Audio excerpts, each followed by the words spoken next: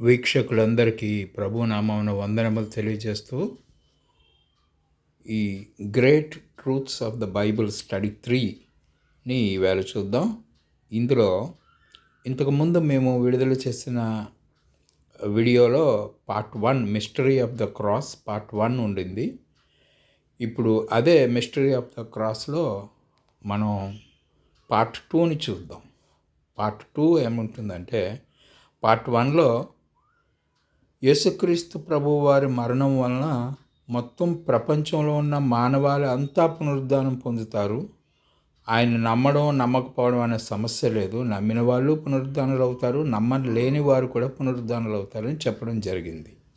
అయితే దానికి తగిన వాక్యాన్ని సపోర్ట్ చూపిస్తూ ఈ రెండోది చూద్దాం. ఎందుకు అలాగా ఆ అరేంజ్మెంట్ ఎందుకు జరిగింది అనేది ఇప్పుడు మనం తెలుసుకోవాలి. ఆదాము ఒక నరుడు, దేవుని పోలిక చప్పున తయారు చేయబడిన ఒక నరుడు. ఈ నరుడిని విడుదల చేయడానికి విమోచన క్రయధనంగా మరొక నరుడు మాత్రమే విడుదల చేయగలడు. ఆ ర్యాన్సమ్గా మరొక నరుడిని మాత్రమే మనం సబ్మిట్ చేయడానికి అవుతుందని ఇది దేవుని ప్రణాళిక. ఆ ప్రణాళిక ప్రకారం దేవుడు తన కుమారుడైన ప్రభు అయిన క్రీస్తు వారిని భూమి మీదకి నరునిగా పంపించాను. దీనికి సంబంధించిన వాక్యాలన్నీ గడిచిన వీడియోలో మీరు చూసే ఉన్నారు. ఇప్పుడు దాని తర్వాత ఏమవుతుందో చూద్దాం. ఇందులో ఉన్న లేఖనాలన్నీ కింగ్ జేమ్స్ వర్షన్ నుంచి తీసుకుని రాబడ్డాయి కాబట్టి మీకు ఈ లేఖనాలు మీ బైబిల్లో వేరేలా ఉంటే కూడా అది ట్రాన్స్లేషన్ సమస్య తప్పించి ఆ మూలమైనటువంటి అంశంలో మూలమైన భావంలో ఏమీ తేడా ఉండదు. ఓకే, ఇందులో మనం ముందు చెప్పుకున్నట్టుగా మార్కు 10:45లో for even the son of man came to give his life for the ransom for many అని ఉంటుంది. దేవుని కుమారుడు అనేక మంది కొరకు తన ప్రాణమును పెట్టుటకు వచ్చెను అని ఉంటుందండి. అనేక మంది కొరకు అనేటప్పుడు సర్వ మానవాళి కోసం అని దాన్ని మనం తీసుకోవాల్సి ఉంటుంది.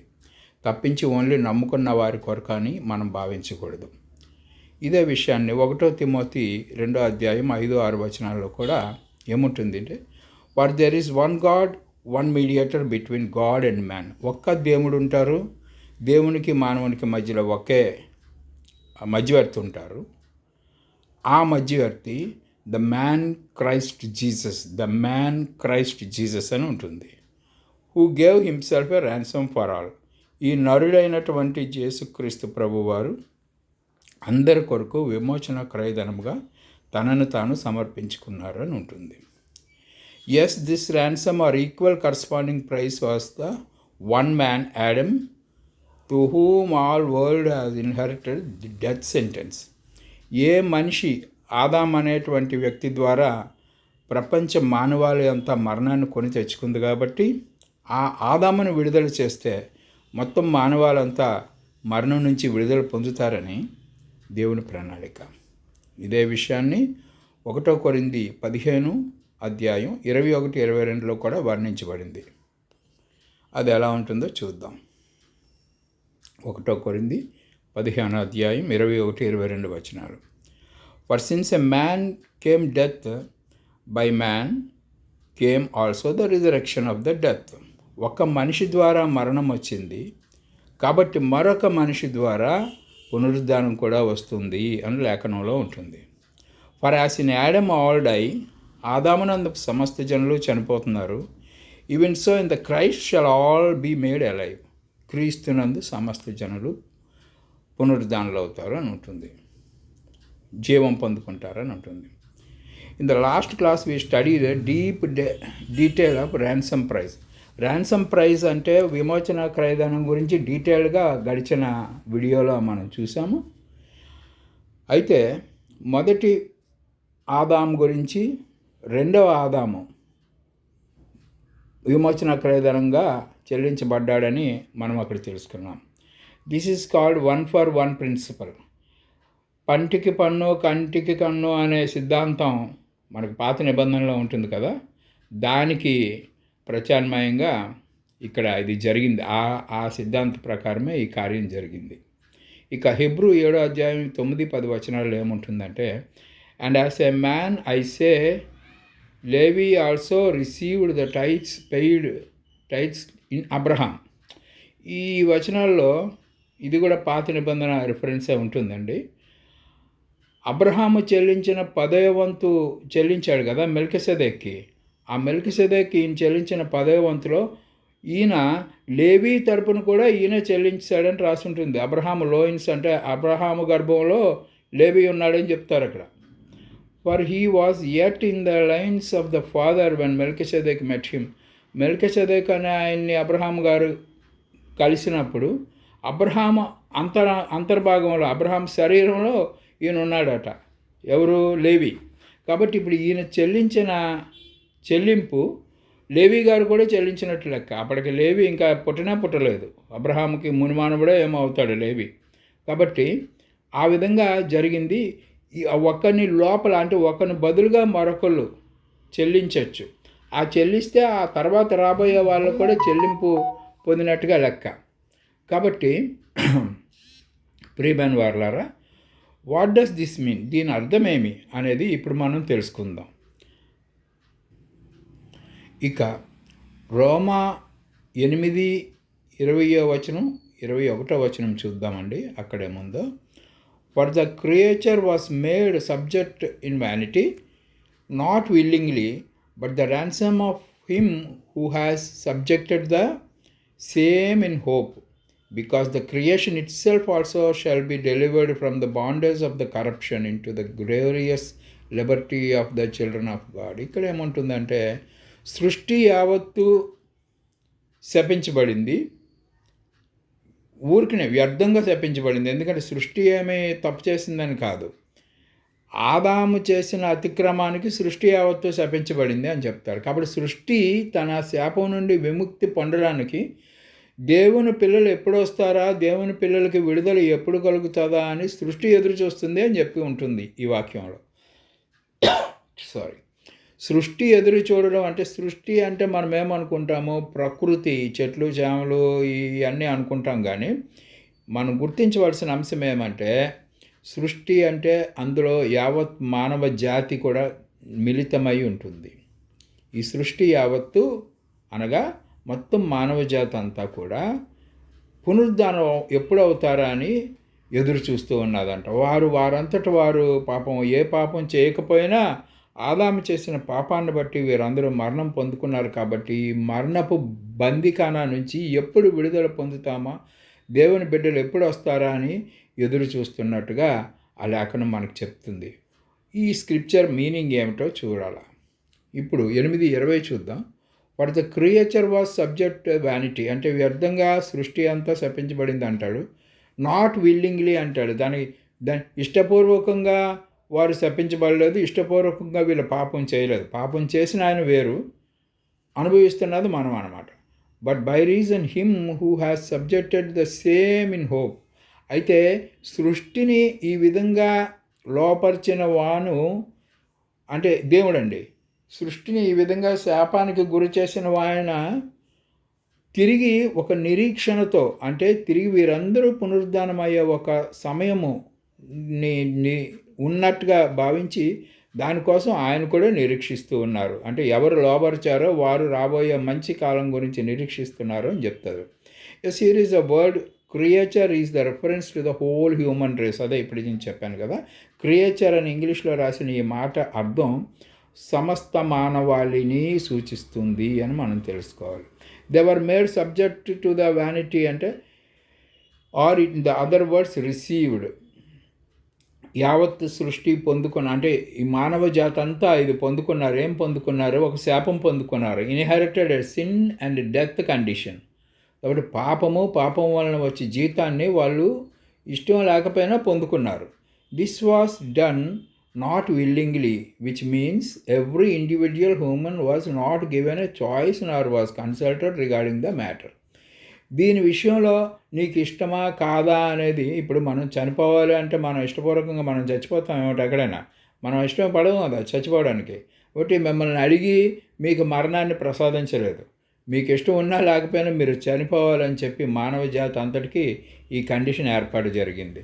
There was not willingly, which means individual humans was not given a choice Nar consulted regarding the matter. ఎందుకు ఇలా జరిగింది, మనల్ని అడగచ్చు కదా, ఆదాము ఎవరో తప్పు చేశాడని మనందరం చనిపోవడం ఏమిటి అని మనకు అనిపిస్తుంది.